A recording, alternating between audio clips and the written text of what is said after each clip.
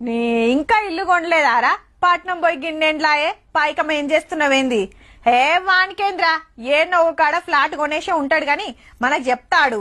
అబ్బా జర్రంతా ఆగితే అయిపోవురా, 70 లక్షలు పెట్టుకుంటే ఏం పెరగకపోయే. హవు కాక ఫ్లాట్లు అమ్ముతున్నావట, ఎంత చెప్తున్నావే? ఎంతరా?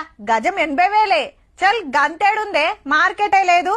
అయితేంద్రో అడ్డికి పావుషేర్ అమ్ముకోవాలనా ఎట్లా అని ఆన్నో ఇన్నో అంటుంటే ఇంటుంటాం. ఆ మార్కెట్ డల్ ఉంది, రేట్లు దిగుతాయి, అగ్గల దొరుకుతాయని ఆశపడేరు. నిరుడుకు ఇప్పటికి 10వ పరకు వెరుగుడే గాని ఏడ ఏకాన దగ్గలే.